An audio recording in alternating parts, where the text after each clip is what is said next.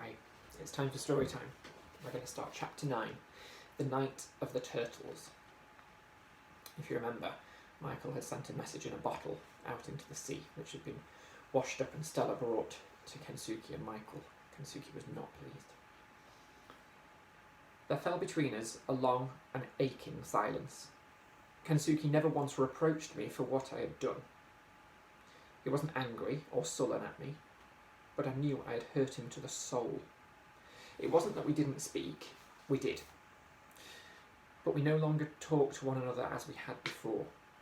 We lived each of us in our separate cocoons, quite civil, always polite, but not together anymore. He had closed in on himself and wrapped himself in his thoughts. The warmth had gone from his eyes, the laughter in the cave house was silenced. He never said so, he didn't need to, but I knew that now he would prefer to paint alone, to fish alone, to be alone.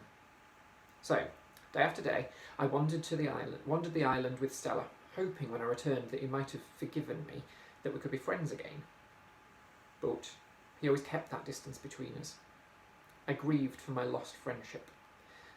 I remember I went often now to the other end of the island to watch Hill, and sat there, no longer looking out for ships, but rehearsing aloud my explanation. But no matter how much I rehearsed it, how much I reasoned it, I could never convince even myself that what I had done was anything other than treachery. In the end, as it turned out, it was Kensuke who explained it to me. We'd just gone to bed one night when Tomodachi came to the mouth of the cave and squatted there. She'd done this once or twice lately, stayed for just a few minutes, peered in at us, and gone off again. Kensuke spoke up in the darkness. "She lose Kakambo again," he said. "She always lose her baby. Kakambo very wicked baby. He run off a lot. He make Tomodachi very sad mother." He clapped his hands at her, shooing her away. "Kakambo not here, Tomodachi. Not here." But Tomodachi stayed. I think for comfort more than anything else. I'd noticed before, with the orangutans, how they would often come to Kensuke when they were upset or frightened, just to be near him. After a while, Tomodachi slunk off into the night and left us alone again, with the din of the forest and the silence between us. "I think many thoughts," Kensuke said suddenly, out of the silence. "Are you sleeping, Mika-san?" He hadn't called me by my name for weeks, ever since the Coke bottle incident. "No," I said. "Very good. I got lot to say. You listen, I talk. I think many thoughts. When I think of Tomodachi, I think of your mother. Your mother, she too lose her baby. She lose you. That very sad thing for her. Maybe she come looking, and she not find you. You not there when she come. She think you dead forever. But she see you in her mind. Now, as I speak, maybe she see you in her mind. She always there, I know. I have son too. I have Makia. He always in my head. Like Kimi. They dead for sure, but they're in my head. They're in my head forever." For a long while he didn't say another word. I thought he'd gone to sleep. Then he spoke again. "I tell you everything I think, Mika-san. It best way. I stay on this island because I want to stay on this island. I do not want to go home to Japan. Different thing for you. You want to go home across the sea. And that right thing, good for you. Not good for me. For me, very sad thing. Many years I live alone here. I happy here. Then you come. I hate you when you first come. But after a little while, you are like son to me. I think maybe I like father to you. You like son to me. Very sad now when you go. I like talk with you. I like listen. I like sound when you speak. I want to stay here on this island. You understand?" "I think so," I said. "But you do one very bad thing. We friends, but you not tell me what you feel. You not say what you do. That not honourable thing to do. When I find bottle, when I read words, I very sad person indeed. But after a while I understand. I think maybe you want to stay here with me, and you want also to go home. So when I find bottle, you write message. You do not say what you do, because you know it make me sad. I write, yes?" "Yes," I said. You very young person, Mika-san. You paint good picture, very good picture, like Hokusai. You have long life waiting ahead for you. You cannot live whole life on this island with old men who die one day. So, thinking like this, I changed my mind. You know what we do tomorrow? He didn't wait for me to answer. We start to build new fire, big fire. We're ready then for when we see another ship. Then you go home. And also, we do another thing. We play football. You, me. What you say? Alright. It was all I could say. He had in just those few moments lifted the whole weight of guilt off my shoulders and given me such happiness, such new hope. Very good. Very good. You sleep now. We do a lot of work tomorrow. A lot of football also.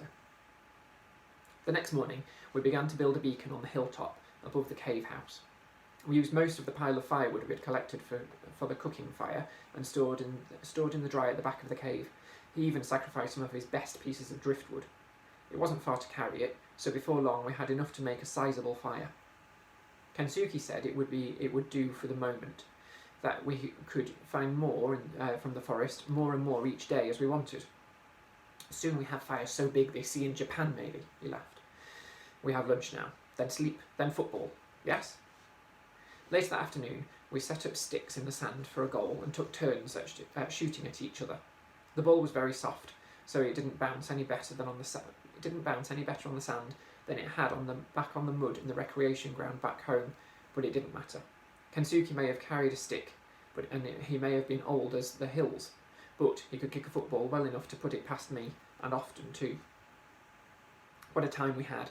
Neither of us wanted to go in. Neither of us wanted to go in the end. With a crowd of bemused orangutans looking on, with Stella interfering and chasing after every goal scored, we were at it till darkness drove us at last back up the hill. We were both too tired to do more than have a long drink of water, eat a banana or two, and go to our sleeping mats. It was after our reconciliation that I came to know Kensuke better than I ever had before. His English became more and more fluent, and he clearly loved to speak it now. For some reason, he was always more happy to talk while we were out fishing in his outrigger. We didn't go out that often, only when the fishing was so poor in the shallows that we needed to catch big fish for smoking and keeping. Once at sea, the stories simply flowed.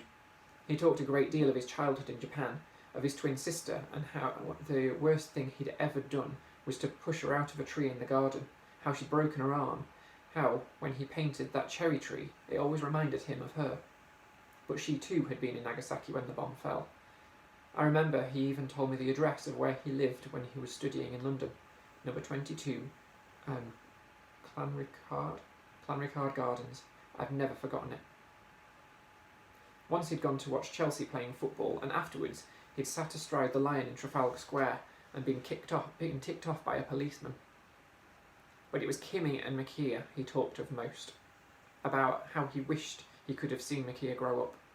Makia, he said, would have been nearly 50 by now if the bomb hadn't fallen on Nagasaki, and Kimi would have been exactly the same as he was, 75. I rarely interrupted him when he was like this, but once, to comfort him, I did say, bombs don't kill everyone. They could still be alive, you never know. You could find out. You could go home. He looked at me then as if it was the first time such a possibility had ever occurred to him in all those years. Why not? I went on. When we see a ship, we light the fire, and they come and fetch me. You could come too. You could go back to Japan. You don't have to stay here. He thought about it for some time, then shook his head. No, he said. They are dead. That bomb was very big bomb, very terrible bomb. Americans say Nagasaki is destroyed. Every house. I hear them. My family dead for sure. I stay here. I safe here. I stay on my island.